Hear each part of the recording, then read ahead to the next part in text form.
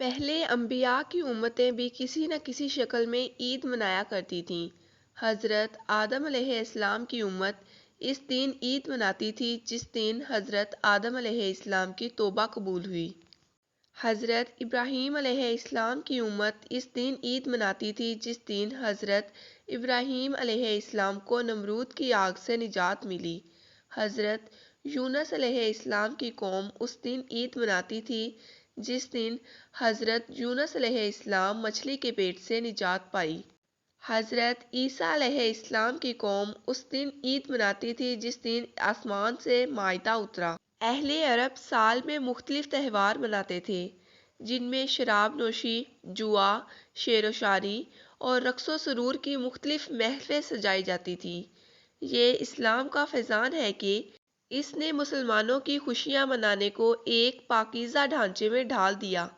عید الفطر کا دن ہر مسلمان کے لیے خوشی اور مسرت کا دن ہوتا ہے، لیکن بازار کی چہل پہل، گہما گہمی، بچوں کا کھیل کود، کھانے پینے کی محفلوں نے عید کا سارا دن وی سی آر یا ٹی وی کے سامنے اونچی آواز میں گانے سن کر اور دیگر غیر شرعی تفریحات میں مشغول ہو کر عید کی حقیقی خوشی ہرگز حاصل نہیں کی جا سکتی۔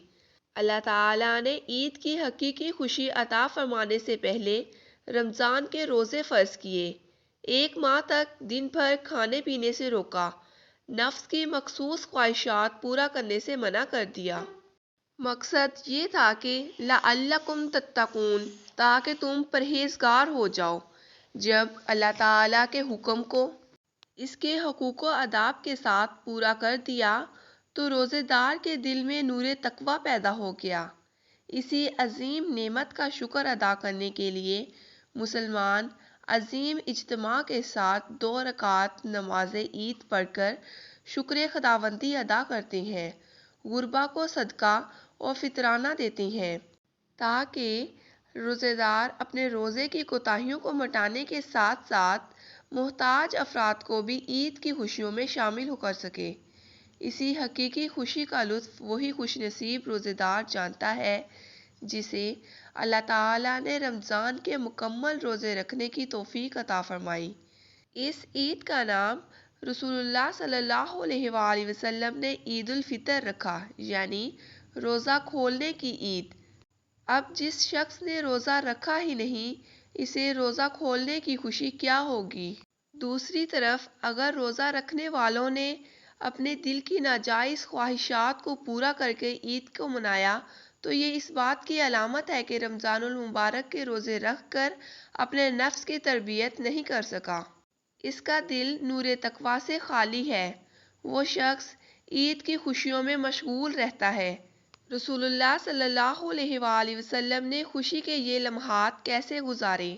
احادیث کی روشنی میں عید الفطر ان اعمال کو ترتیب وار ذکر کیا گیا ہے تاکہ ہر مسلمان ان کو سنت نبوی سمجھ کر ادا کرے۔ نمبر 1، عید کے دن صبح جلدی بیدار ہونا۔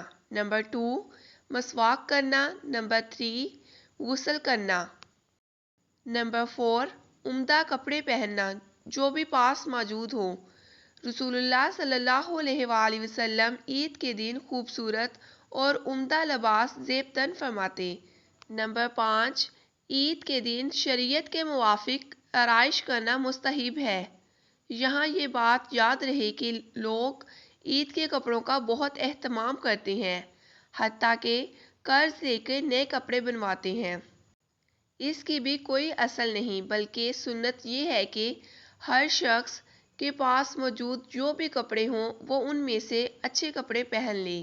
نمبر 6، عیدگاہ جانے سے پہلے کوئی میٹھی چیز کھانا۔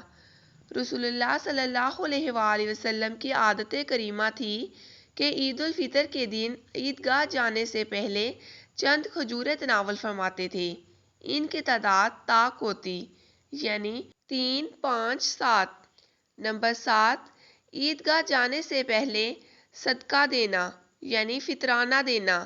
صدقہ فطر ہر مسلمان عاقل مرد و عورت پر واجب ہے، جبکہ وہ زکوٰۃ کے نصاب کے مالک ہونا چاہیے۔ اس مال پر سال نہ گزرا ہو، اپنی طرف سے اپنی نابالغ بچوں کی طرف سے جو زیر کفالت ہوں نصاب کے مطابق 2.25 کلو گندم یا اس کی قیمت ادا کرنا چاہیے۔ نمبر 8، عیدگاہ جلدی جانا۔ نمبر 9، عیدگاہ میں نماز ادا کرنا۔ رسول اللہ صلی اللہ علیہ وآلہ وسلم کی عادت مبارکہ تھی کہ عیدگاہ یعنی میدان میں نماز ادا فرماتے تھے۔ ڈاکٹر عبدالحی رحمۃ اللہ لکھتے ہیں کہ یہاں سے معلوم ہوتا ہے کہ نماز عید کے لیے میدان میں نکلنا مسجد سے نماز ادا کرنے سے زیادہ افضل ہے، اس لیے کہ رسول اللہ صلی اللہ علیہ وآلہ وسلم مسجد کے بجائے میدان میں باہر تشریف لے جاتے تھے۔ ایک مرتبہ عید کے روز بارش ہو رہی تھی تو آپ صلی اللہ علیہ وآلہ وسلم نے عید کی نماز مسجد میں پڑھائی۔ نمبر 10، رسول اللہ صلی اللہ علیہ وآلہ وسلم جس راستے سے عیدگاہ تشریف لے جاتے اس سے واپس تشریف نہیں لاتے تھے بلکہ دوسرے راستے سے تشریف لاتے۔ نمبر 11، رسول اللہ صلی اللہ علیہ وآلہ وسلم عیدگاہ پیدل تشریف لے کے جاتے تھے۔ نمبر 12، رسول اللہ صلی اللہ علیہ وآلہ وسلم نماز عید الفطر میں تاخیر فرماتے اور نماز عید الاضحیٰ جلد ادا فرماتے۔ نمبر 14، عید الفطر میں راستے میں چلتے وقت آہستہ آہستہ تکبیریں کہنی چاہیے، عید الاضحیٰ میں بآواز ہو کر کہنی چاہیے۔ تکبیر کے کلمات یہ ہیں: اللہ اکبر، لا الہ الا اللہ واللہ اکبر، اللہ اکبر، الحمدللہ۔ اللہ رب العزت ہم سب کو عید الفطر رسول اللہ صلی اللہ علیہ وآلہ وسلم کی سنت کے مطابق گزارنے کی توفیق نصیب فرمائے، آمین۔ معزز ناظرین، کومنٹ باکس میں آمین ضرور ٹائپ کیجیے گا۔